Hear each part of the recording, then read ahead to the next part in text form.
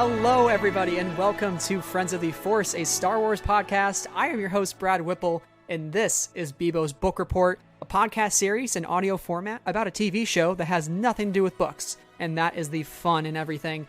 And joining me is my co-host, Sarah Haas. Sarah, how's it going today? Hello, hello. I am so excited to be here, and I am so excited to be kicking off our new Remembering Resistance content with this interview. Yeah.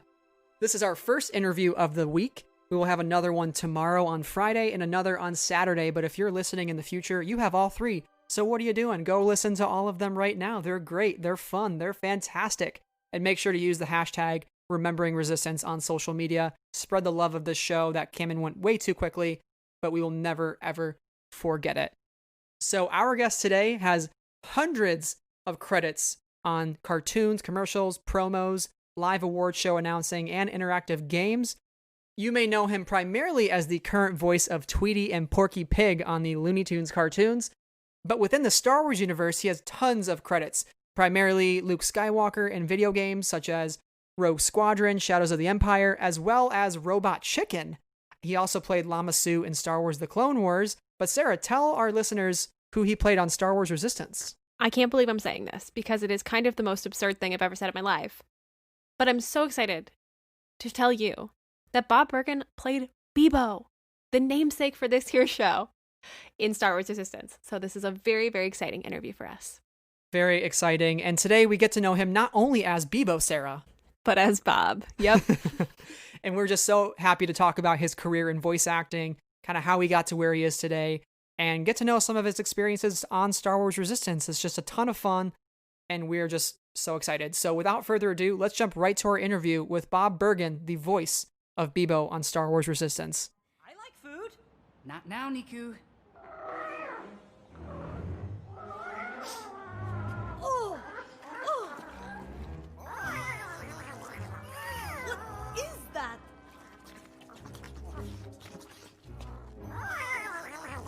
Whatever it is, it's ugly and it reeks. Oh! Hey! That's my lunch! Get off!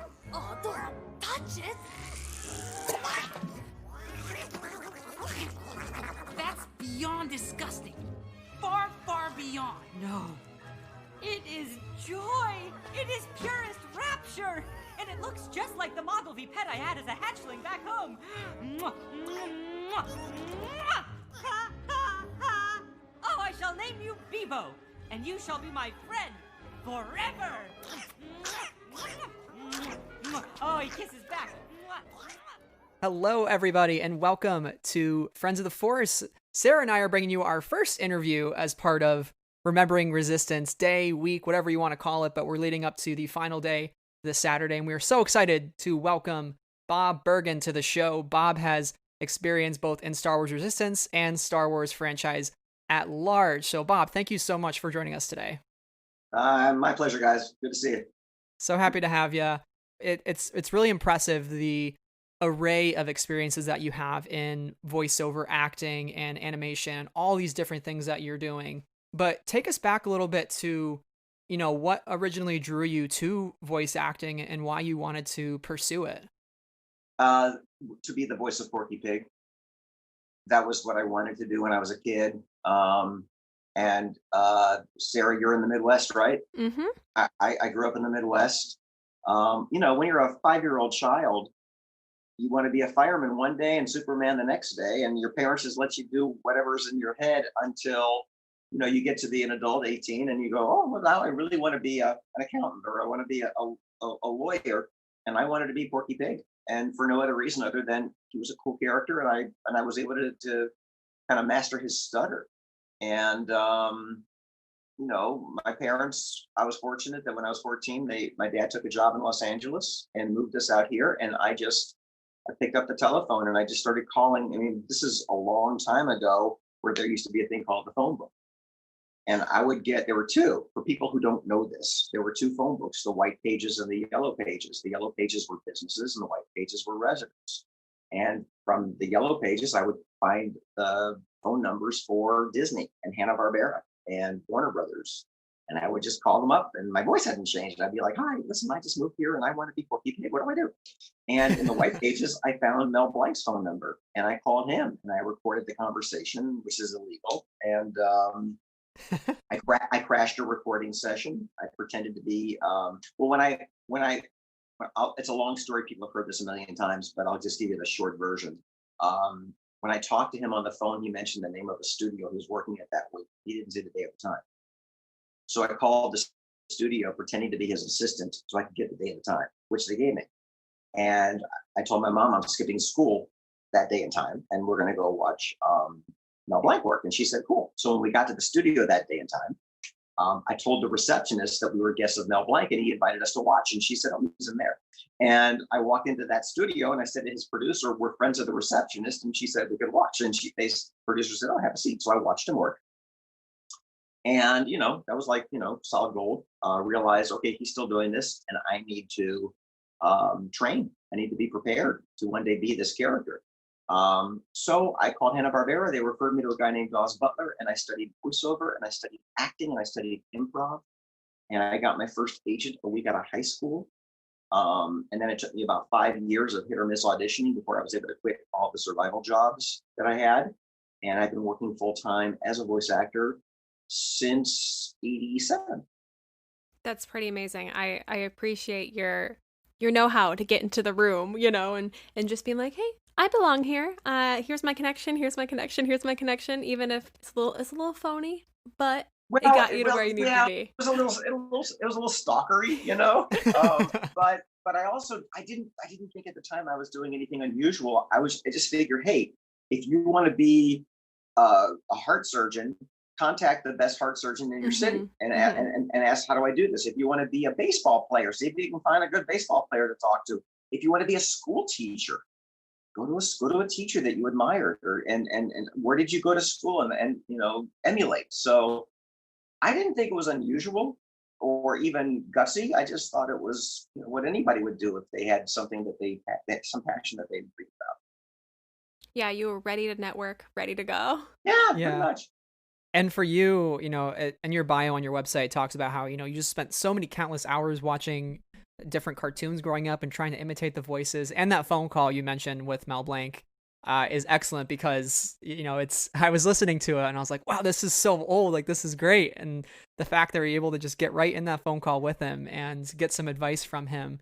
For people that may be unfamiliar with like the voiceover field or some of the experts in that area, like why is Mel Blanc somebody to be admired, somebody to be looked up to, and somebody that captured, your imagination growing up that kind of made you feel like that's like the gold standard. That's what I aspire to be.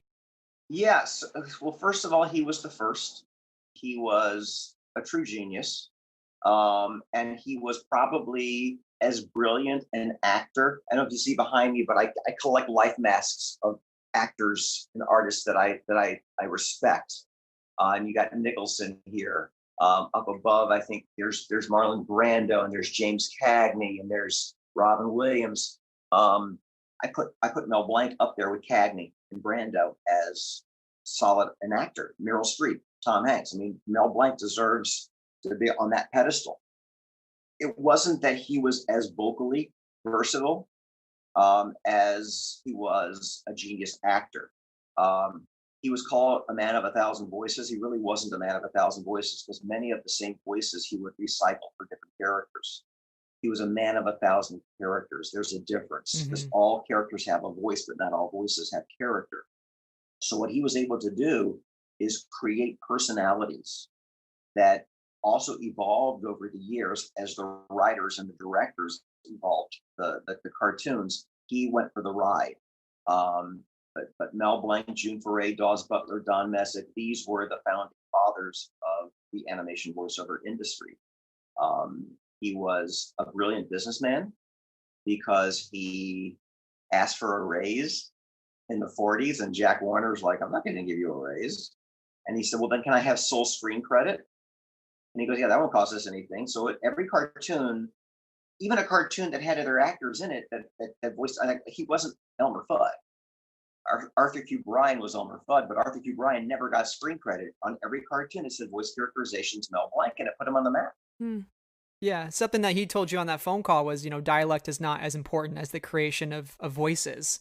And I Of the thought, like, character. I was like, wow, I hadn't thought of that about that. It's not, voice acting is not just, can you do a different inflection or all this stuff. It's like, can you bring that character to life? That's what matters the most. And I'll tell you a cool thing about that recording. It was a horribly primitive way to do it. I had the phone receiver on my little portable cassette recorder in the kitchen, and I was on the other extension in my parents' bedroom, going back and forth trying to find his number. And it was a very weak recording, but I still listened to it a lot when I did it, just over and over again, and the tape broke. Wow. And it was like a cassette machine where the tape got wound in the rotary, and so I threw it away. And my mother retrieved it and thought, well, maybe someday they can fix these things. And like, I don't know, maybe 20 something years ago or longer, not much longer, she found it in a drawer. And I took it to a studio, and they were able to digitally enhance it, which is why you can kind of hear it a lot better than the original now. But a lot of it was missing because it got destroyed in the machine. So the whole part where Mel Blanc mentioned where he was working that week, it's gone forever. But it is. People ask me all the time, why did you tape it? I'm like, well, because I couldn't take notes fast enough. And I thought if he says anything that's important, I want to have it on tape so I can go back and refer to it. And I wasn't even thinking that it was, again, unusual to do. So you talk about the advice that you received and creating the character rather than the dialect. And, I want to apply this to Star Wars a little bit. Bibo in Star Wars Resistance, he's there for one episode. It was probably, a couple hours of your day. But he's a friend to, Niku, and he has such a personality. And what is it like for you in the booth to approach these sorts of very small roles where maybe you're just kind of vocalizing and don't even have lines necessarily to create this character? Yeah, I don't even think I auditioned for that character. I think they just called me in because they knew that it was something I can do. And you just hit upon something I think is real important for people who want to do what we do. Inanimate objects, creatures that don't have dialogue or speak English, still have to emote. And that, that is pure acting. So I will tell you that I kind of worked a picture. It was a rough drawing, but they had animated a bit of it. And I was able to see some level of body movement and facial expressions, the other characters reacting to the character. So I knew what kind of intent I needed to give the character as far as emotions go. But that is your job, to bring life to the lifeless. That's where, for animation, 80% of animation is in the imagination. So, you're standing in a booth with people on the other side of the room in glass with directors and writers and studio people, and you're in there. And as far as your mind is concerned, you're in the Star Wars universe. So you have to put yourself there. How do you do that? Man, years of acting classes and improv classes and voiceover classes. Because I don't quite remember what the character sounded like, but I think it was kind of a little bit like the squirrel that I did in Emperor's New Groove, which was things like that. Yeah. So wait, did Bibo just enter the chat, Sarah? Well, I don't see him in the Zoom video. At least in my throat. So the director would say, keep peering up, looking inquisitive, and I would do an A, a B, and a C, 3 different versions of it. So it might be, or maybe he's a little nervous, or maybe he's anxious. So you give them options. You give them, but again, I'm not thinking voice, I'm thinking character and personality. I also had no way of knowing if this character was ever going to come back. So once I established the personality at that one session, they now have an audio record. So if I am brought back, they can play it for me. I mean, we did that years before that episode. Yeah.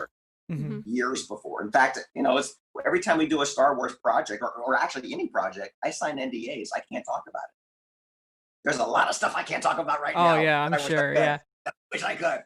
With Star Wars Resistance, did you get to work? I know it was quite some time ago, and that's kind of the field of animation, is you record these things Yeah. so far in advance. Like, I think I heard something like a single animated episode can take anywhere from like 16 to 18 months to make just per episode, which is crazy.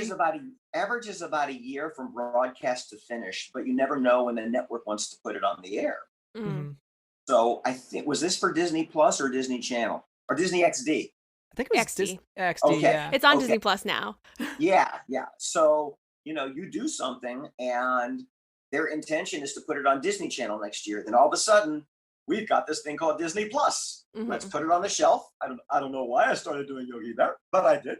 We'll put it on the shelf and put a big launch to help, boost ratings of that. With that rating, that network doesn't need help, but it's doing really, really well, with some really great Star Wars properties on it. But the bottom line is, you don't know when it's going to be on the air. Yeah. And you were a part of the Clone Wars as well. You played Lama Su, who is one of the Kaminoans, and I know Sarah loves the planet Kamino, the rainy and all that stuff. I gotta tell you, I do too. That is a fun character because there's a lot going on in his head, and only he knows it. So he's a quiet character. So Lama Su sounds like this. I don't know if it's coming through. It's very deliberate, and he's very cold, and what he's thinking is intense. And I love playing him because I don't know what's in his head. I swear to you guys, I don't know what's in his head. No one does. He's one of the most mysterious characters of Star Wars, in my opinion. No kidding. And if the director says that's a perfect read, let's move on, I'm like, okay, dying to know where it's going to go. But it is a delicious character to play. Yeah, and speaking of directors, was there anybody that you've worked with in Star Wars or on all the projects that you've been a part of? I know like the voice director itself is such a critical role, and to kind of bring out the best in your performance. Was there anybody that left a mark on you from Lucasfilm that, I know Mary Elizabeth McGlynn, for instance, was Resistance. Amazing. Yeah. What thoughts do you have on kind of her leadership in the sound booth, and kind of maybe if she gave you any advice or just how you worked with her? So Mary Elizabeth is also an actress. Mm-hmm. Actors make the best directors because they know how to speak actor. So the way it kind of works for any show is, I'm on this side of the booth, they're on that side of the booth, okay? And behind the director are writers, producers, network people. So an actor does a take, and there's a loud silence as they just converse amongst themselves about what they like, what they didn't like. And you might have creatives behind the director saying, okay, this time, I want him to play it a little bit less. He's taking, there's that sense of urgency, but the amount of thought process, and all of a sudden the director will go, a little faster, Bob. So the director has to speak both producer, writer, and actor. Mm. They have to translate what the producer's desires are from the talent, and they have to be able to, every actor is different. So a really good director, and Mary Elizabeth is a phenomenal director. I worked solo for Resistance, but if it's a cast, because I have done some properties where you got the whole cast there, Mm-hmm. They have to address each actor based on how they interpret. And that's a juggling game. That's like a major puppeteer with lots of puppets. But she's great. I will tell you that the first director I worked with for the Star Wars franchise was Dara O'Farrell for the games. He was also the guy that I auditioned for originally for Luke. Can I tell you that story? Yeah, absolutely. Okay. We love to hear it. We love to hear it. All right. So this was years ago, and my agent told me, I've got an audition for you for Luke Skywalker. And I said, I don't do Mark Hamill. And she said, do you want to pass? And I said, yeah, I want to pass. And she calls me back and she says, they still want to see you. I said, okay, but I don't do Mark Hamill. And I go to the audition, and I walked in, and Dora was there, and other people from LucasArts. It was LucasArts at the time. Mm-hmm. And I said, guys, I don't do Mark Hamill. And Dara said, don't do Mark Hamill, do Luke Skywalker. I went, oh, okay. And he goes, your voice is in the same neighborhood as Mark's. Now, I had seen Star Wars. I saw the original in 77 when it came out. I was 13 years old. I enjoyed it. I'm not a fanatic over it. I don't really know that much about it. Well, I mean, as much as any minor fan would know, I know. You know, there are droids, there's R2, there's C-3PO. I know that stuff. The Force is with you. I know that stuff. I don't know the character as well as I thought I needed to. So Dara, this is going back to your question, held my hand, and he said, "Look, this first game that we're doing, this is pre-Jedi. So there's two personalities that we were going to look for Luke, pre-Jedi and post-Jedi. And the pre-Jedi Luke, and they played me a whole bunch of liners from the film, from the first film, A New Hope. You know, he's whiny. He's just a kid. He's a farm kid, and he got himself a really cool opportunity to fly around with this vigilante, and he's got a chip on his shoulder. He's kind of cocky, but he's still awkward, and he held my hand, finding the personality of, and there's an inflection that Mark did with the character that I had to that's what I tried to mimic.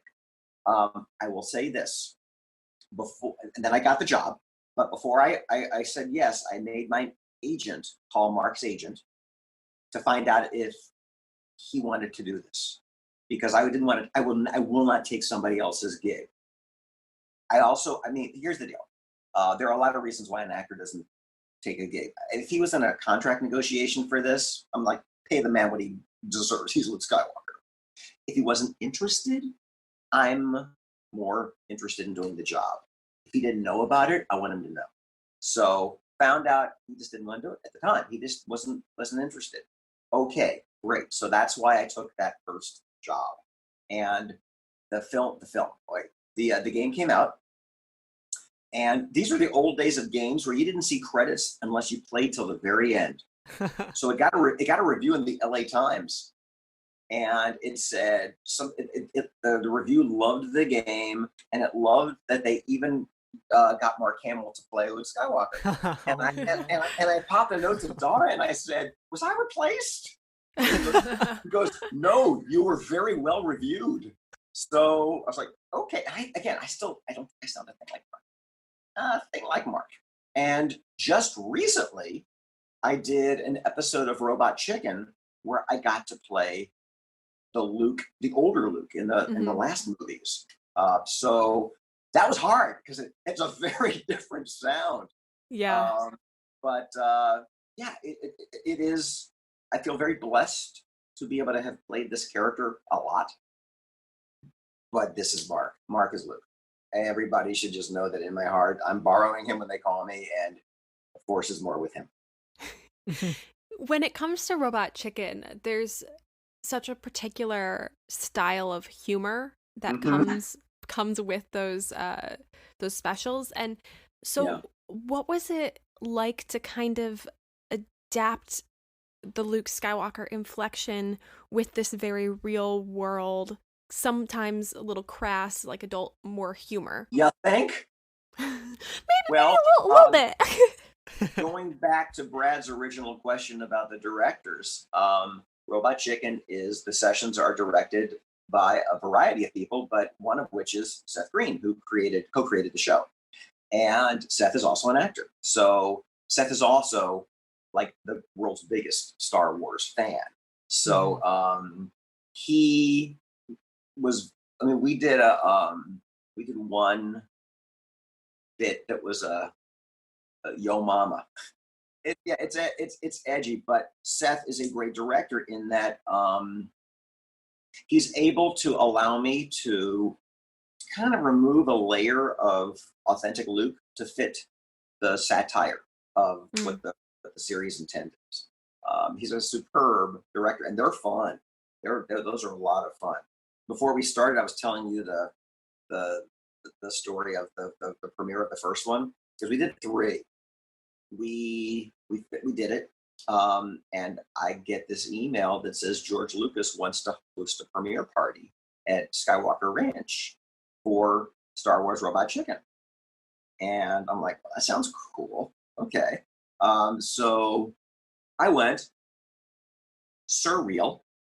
There's George Lucas introducing the film, and there's Seth and Matt, the producers. Had a big party for us afterwards. And as we were all leaving, it's down here, as we were all leaving, all of us got, as a going away prize, a lightsaber. And I'm sure your fans have seen these, they make noise. Right? I might have one. There you go. And mine is the Red Vader lightsaber, and I really wanted a Luke one. And I said to my friend, is it tacky for me to say, hey George, can I trade mine in? And my friend's like, yeah, you got a lightsaber, just take it and go. So we all flew up on Southwest Airlines, and all of us are walking on the airplane with our lightsabers in our hands and watching the flight attendants, watch us all come in. And when we landed back in LA, the flight attendant said something like, we know you have a lot of airlines to choose from. Thank you for choosing Southwest, and may the force be with you all. Love it. That's so sweet. And you got to love the fact that the TSA allows lightsabers on the plane. We didn't know if they would, but none of us wanted to check our lightsaber. That's fair. I mean, understandable. I don't think they came in a box. I think they just had like a table with like dozens of lightsabers. So, which is why I didn't think it would be really that difficult to swap one out, There's my buddy Tom Kane voices Yoda. Mm-hmm. And we, years ago, doing one of the games for Dara, we dubbed the scene from, was it Empire Strikes Back, where he met where he met Yoda, where Luke meets Yoda? Okay, the scene where Yoda's trying to teach Luke to raise the ship out of the muck. Mm-hmm. So Tom and I redubbed that entire scene to picture, and I've got the audio. I can send it to you guys. I've got the audio. Tom's amazing. And I think actually a bit of that scene might be on my voiceover demo. Master moving stones is one thing. This is totally different. I think that's one of the lines I did. And so I think Tom had the green tee. And I didn't ask to switch, but I should have. And that's the unique thing too about Robot Chickens, because Tom worked with you. He played C-3PO, but one thing about that show, I watched it growing up. It was like one of my favorite things to watch in the off years when we didn't have much of Star Wars around besides the Clone Wars and besides Robot Chicken. But you had Ahmed Best there. You had Donald Faison, who is a Star Wars Resistance alum as well. Hulk Hogan, like playing Abraham Lincoln. Seth MacFarlane, Conan O'Brien, Robert Smigel, especially Robert Smigel. He's such a huge voice actor. What was it like to work with just some of these amazing talents? And you don't. You don't. You work solo. Yeah. In fact, before, I guess it was about a year ago, maybe a little longer, but they had it was about a year ago. They had a big party downtown LA, a Robot Chicken party. There were hundreds of people, and I got to meet Ahmed. And I mean, I felt so bad for him because everybody just kind of jumped on that poor character. And I said, dude, you're my hero, because as far as a lot of fans were concerned, you brought the Antichrist to a franchise, and people were so down on you and this character. I kind of dug him, I just always thought he was kind of a fun character. Mm-hmm. This is my problem with the Star Wars franchise, because people bitch and moan, that one wasn't nearly as good. I can't tell a good one from a bad one because they all entertain me. I mean, I kind of like, well, what are you guys looking for? Are you looking for the second coming of Christ to come with this movie? I just find them all entertaining, and I really can't figure out a good from a bad. But I loved that character. I just thought he was interesting and charming and original and unique, and he did the entire thing, physical and vocal. So I was impressed. Technologically, it was a huge step forward as well for Lucasfilm and the Star Wars franchise. Like without Jar Jar, you don't get to get where Star Wars is today, you know? Of course. Yeah. Yeah, and it's really cool also to see Ahmed come back. He's been doing hosting as Kelleran Beck. There's like a Jedi Temple Challenge, which is a like kids game show on YouTube Kids, and that's been so great to have him back as well. And because Jar Jar, he's fun, he's goofy, and a lot of the times it's really just not that serious. Well, it's so funny because I remember I went to the premiere of Phantom Menace. Oh my God, it was star-studded, and the movie starts and people are screaming, "Yay!" And the movie ends and people are like, and I was walking out and I was like, "You said this one person, you seem so unhappy with this," and he goes, "What's with that Jar Jar character? He talks so weird." And I said, "Yeah, I understand, because Yoda doesn't talk weird, does he?" Get up. Touche. He talk, yeah. Yeah. They're not from our world, people. Yeah, You know? it's Lighten up. there's every character idea imaginable under the sun, because there are aliens and more aliens and creatures and monsters and more aliens, you know? And I it's all... think people feel a sense of ownership, and don't mess with what I remember or own. I did one game, which was the pod race game, from Phantom Menace. It's one of my favorites. Is it? Yeah, it just got re-released actually about a month or two ago. The one that I did? Yeah, it got re-released as like an updated version of the game, and like, you know. But is it revoiced, or is it the same game? I think it's the same. Yeah, I think it's the same game. They just like kind of bumped up the graphic quality a little bit. Okay. Who did I play? Very niche characters, I can say for certain. Clegg Holdfast is one of That's one. Yeah. People ask me Juan about that character all the Sandage. time. Okay, so I was leaving one of the sessions. I think we might have done the game before the movie came out. I'm not quite sure, but in walks the kid who played Anakin in the movie. Yeah, and Jake Lloyd. And he was doing Anakin for the game. And, I voiced Luke Skywalker. So I was introduced to him by Dara, and I said, "Oh, you are my father." And he's like, "What?" And I said, "You'll get it later." Oh my gosh, I love that. Yeah, I mean, the thing, going back to Mel Blanc and his advice that he gave you, again, he said dialect is not as important as the creation of voices. And when you think about a Jar Jar, or you think about these really tertiary characters that are in Star Wars, I think that's what makes Star Wars the richest of any franchise, is because it doesn't matter, like you said, how good or bad it is. If you have more characters that just sound different, even if they're a little awkward or kind of bumble around and they're doing their thing and they're a little goofy, that to me is a richer franchise and a richer content with just new weird things. I love weird Star Wars, and Jar Jar is very representative of that in a way. So I have like the utmost appreciation for him. And even a character like Bibo, who is only around for an episode, but just completely like engaged Sarah and I for 22 minutes, and we were just like, we got to protect this little boy. Well, literally the namesake. And again, once it's out there in the universe, you never know when a character might come back. Mm-hmm. So was this character ever in any Star Wars property before Resistance? No, it was just in this one episode of this, and the episode was titled Bibo, and we also get to see like Bibo's mom, who is a giant sea monster. Exactly. So and then I had to emotionally react to "Mommy," So yeah. It was a very fun episode to record. But going back to the incidental characters, who's the little henchman dude with Jabba the Hutt who laughs? Salacious B. Crumb. Okay, see, now I don't know the name, but the first major motion picture I did was a movie called Gremlins. Mm-hmm. And when I auditioned for Gremlins, they wouldn't show us the script. They wouldn't show us a picture of what the characters were.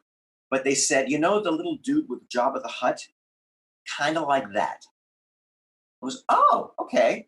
And they ended up hiring the guy that voiced him for the movie Gremlins to be amongst those of us who were doing the other characters of the Mugwais and the Gremlins. Yeah, that character, what a laugh. What a laugh he does have. Oh, yeah.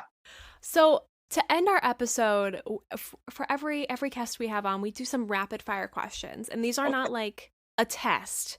They're just some fun questions. And if you're like, I don't totally have an answer for that one, that's okay too. All right. Do you have a favorite Star Wars film? I am a fan of the first three, which aren't the first three. They're the middle three. I knew that. Okay. I'm going to say probably The Empire Strikes Back. It's a classic. Yeah, it was the first one that offered the surprises, you know. I felt that, okay, I'm so tired of people being related. as the franchise went on. Us too.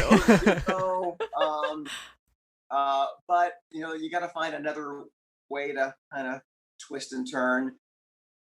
But Empire Strikes Back is probably my favorite, although, I've got my least. I wasn't a fan of Solo. Yeah, I can kind of sympathize with that one. It wasn't my favorite either. But I did enjoy it. Don't get me wrong. Yeah, me too. I had a great time. It's hard to play established characters at a different age, you know. So, yeah, I'll say Empire Strikes Back. Do you have a favorite Star Wars character? I know you've mainly voiced Luke and Lama Su and little Bibo, but is there anybody that's really stuck out to you as you've watched the films throughout your life? Sarah said his name, the little dude with Jabba the Hutt. Salacious Crumb. Yeah. There we go. Yeah. That's fair. He's a great one. Out of all of the roles that you have had the privilege of taking on, Star Wars, outside of Star Wars, which has been the most rewarding for you and why? Well, certainly Porky Pig, because that's the reason I got into the business to begin with. You have those dreams as a kid, and it's like, I want to play Porky Pig, and then to actually get to play Porky Pig, like, I don't feel like that is such an easy feat to accomplish. So for you, like, how rewarding is that to look back and be like, I did the thing I've always wanted to do? I will tell you that I was in the business with an agent working in animation when Mel Blanc passed away. And, you know, I happened to have a really good agent who was able to get me an audition and many auditions with Warner Brothers. And it got down to the wire. I had like a dozen callbacks, and I was having just a conversation with my agent. And I said, you know, if I don't book this, I'm probably going to quit the business. And she said, why? And I said, well, this is why I got into the business.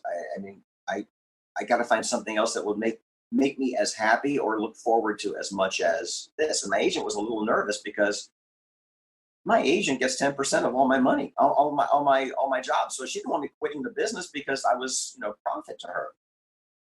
The day that I booked my first Porky Pig job, which is a cartoon called Tiny Toon Adventures, my parents took me out for dinner. And I got this huge wave of depression.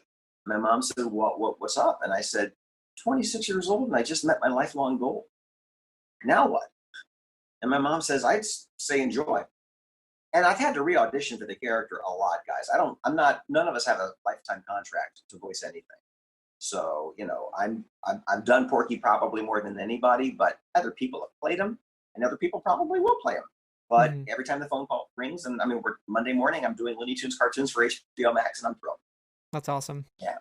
You've seen so much and done so much. Do you have any best advice or best practices for somebody who is trying to break out into the voice acting scene, or, you know, especially because you've had, you know, maybe you've had experiences where you've been with a larger crew of people and a larger cast, and then those solo experiences where you're just, you know, by yourself doing it.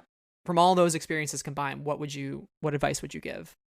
Well, first of all, there was no internet when I was looking to get into this business. There's so much information that is 100% free online. Eventually, people have to invest and study and train. But until then, do you guys know who D. Bradley Baker is? Of course you know who D. Bradley Baker is. He's the voice of every stormtrooper and tons of other things. D. Bradley Baker has a website called iwanttobeavoiceactor.com that takes you from I'm interested in this to I have an agent, now what? And everything in between. It's free. There is a video podcast called VO Buzz Weekly, where agents, actors, casting directors are interviewed. If you have a couple of months to spend watching this stuff, it's 100% free without having to take a class. But eventually, if you want to do what I do, study acting. Study acting, study improv, and then study voiceover. Because without a solid acting foundation, if you start to study voiceover first, you're going to be spinning your wheels. You're not going to know how to take direction and how to make adjustments. Just to give you an idea of my journey, it was 4 years of voiceover, 2 years of acting, 3 years of improv, and then I was an out-of-work actor for 5 years when I secured my first agent. So right now I'm seeing people do fandoms and fan films and thinking that's going to launch their career. The cream floats to the top. You've got to do more and want it more than anybody else. Right now we're in the middle of COVID, so you really can't get yourself to Los Angeles to study. But if this is what you want to do, this is where you should train. And this is where you should be willing to work harder than everybody else. Great advice. Love that. Our final question is related to Star Wars, and it's, what does Star Wars mean to you, if it has had any impact on you? Well, certainly occasional employment. That's important. Always important. Got to pay the bills. I think that's important. I didn't know anybody was aware of what I did as an actor until I started going to San Diego Comic-Con and fan conventions. And I would go to these fan conventions with pictures of Porky Pig and Tweety and all the things I've done in high-profile Warner Brothers or Disney. And people would come up and say, "Oh, do you have a picture of Luke Skywalker from Battlefront?" I'm like, "No." Did I do that? Do you have a picture of Lama Sue from Clone Wars? No. So I realized, oh my God, these people know, because I always feel like a stepchild 18 times removed from this franchise, because I borrow these characters. I didn't create them, the films created them. But there is such a love of this franchise from fans that I'm full of gratitude. I'm just so full of gratitude that people associate me as limited as I am. I'll talk to people like James Arnold Taylor. I'm like, well, you are Obi-Wan Kenobi. I mean, come on. And I had a fan send me a statistic on who's played Luke Skywalker more than anybody in the history of it. I think it's me. But I don't wear that as a badge of anything. I wear that as that was just a nice, fortunate opportunity. But it's just cool to be a part of something people love. It's a very, very humble answer. And as me and Sarah had discussed with you, despite how small of a role Bibo had played in Star Wars Resistance, we knew there was more to your story than just, those 22 minutes. And we've learned so much today from your experiences, and that's really exciting. So we really appreciate you joining us today and taking the time out of your morning. And we are so thankful to, again, during this COVID climate, have these sort of social interactions when we're really lacking that. So this is really all we can do now, is just sit on a Zoom call and chat about Star Wars and just. And you know what? I spend my day. I'll show you real fast if you're interested. That's my studio right there in my booth. And so I spend my days in that little box with my iPad on the wall, being Zoom directed by producers and directors and whatnot. So if it weren't for Zoom, I don't know what any of us would be doing. We'd be writing letters via carrier pigeon, and it'd be awful. Exactly. I guess there's text messaging, so maybe that's a little archaic of me to say, but. That's right. Well, thank you so much again for joining us today. So where can our listeners find you online? What work do you have coming up that you can discuss that you would like to promote, etc.? Okay. How do I hint this? Stay tuned for more stuff your people will like. Just awesome. saying. Love to hear it. Bibo spinoff series confirmed. I'm just kidding. I said that's the Bibo spinoff series. Wouldn't that be great? How about the Bibo bunch? It's sort of like the Brady Bunch on like Zoom, but you've got Mama Bibo and Baby Bibo and Bobby Bibo and Cindy Bibo and Greg Bibo and. I love this. I love this so much. We're sending this to Lucasfilm. There we go. We'll end the meeting and then we're writing a pitch. So people can find me on Instagram, bergen.bob. I'm on Twitter at Bob Bergen. if anybody is interested in this industry, if they want to email me and pick my brain, things like that, I do teach privates. I'm not going to publicize that I do it too much, because if you're a ranked beginner, don't spend money on my privates. It's too expensive. But I'm always happy to chat with people and say, hey, I'm interested in this. What do I need to do? Just know I'm going to be honest. I'm not going to sugarcoat anything, because what does that get you? Other things coming out. Looney Tunes cartoons is on HBO Max. Everything else is under NDA, guys. I've got about 2 or 3 more series I'm working on. I've got a animated feature I'm working on, and I can't talk about anything. All right. Well, we're excited for the announcements to come, so we will stay tuned for all that. You guys probably know everything, don't you? You do. Oh, no, we don't know much. Yeah, we know nothing more than what Lucasfilm has publicly announced. So if only we had our crystal They ball. publicly announced a few things lately. They have. have indeed. So we're waiting for them. We're waiting patiently over here. All right. Well, Bob, thank you once again. It was such a pleasure. You're always welcome on the show in the future. And until then, may the Force be with you. And with you.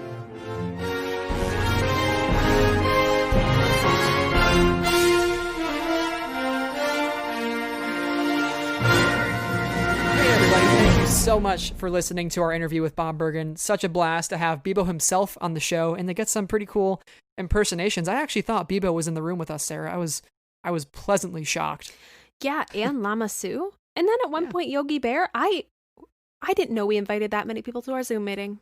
I know. I don't know how they got the password, but we'll have to put some more tight security protocols in place. Obviously, this is a problem for us. But as we mentioned, lots to come for Remembering Resistance Day, so make sure to stay tuned to our podcast feed as well as our website as we update it throughout the week with all brand new content. But Sarah, in the meantime, where can our listeners find you online, and what do you got going on nowadays? You can find me at SEH221 on Twitter, Instagram, Goodreads, and Letterboxd. And you can find me at Sarah Vlogs Thoughts on YouTube, where I enjoy talking about books. We love to read in this house. Love books. That's why we're doing a book report, Sarah. And we got an A+ this week. God bless. Thank Jesus. As for me, Brad, you can find me at Brad Whipple on Twitter. You can find the podcast on Twitter, Instagram, Facebook, and YouTube. And wherever you listen to the show, make sure to share it with everybody that you know. Leave us a 5-star rating on iTunes and help others find the podcast. You can also support the podcast on Patreon at patreon.com/Friends of the Force. Thank you to our current patrons, Amy, Anna, Cheryl, Deborah, Donnie, Elegy, Marie Claire, Michael, Neil, Rachel, Sarah, and T. It's a long list there, so thank you all for supporting the show, and we have lots more changes coming to our Patreon that is very exciting. But that is it. Again, happy Remembering Resistance Week, everybody. So excited to share this day with you this upcoming Saturday on August 29th. And until then, Sarah, we are ones with the Force. We are friends of the Force. And may the Force be with you always. Bye.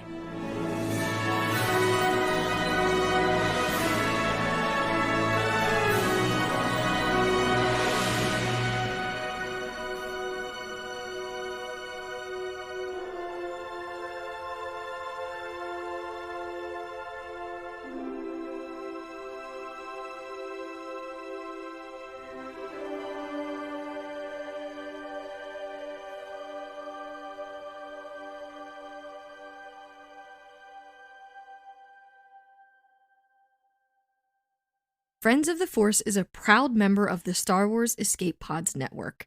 To learn more about our sister shows, find us on Twitter at We Are Escape Pods. The Star Wars Escape Pods network, promoting positivity in fandom.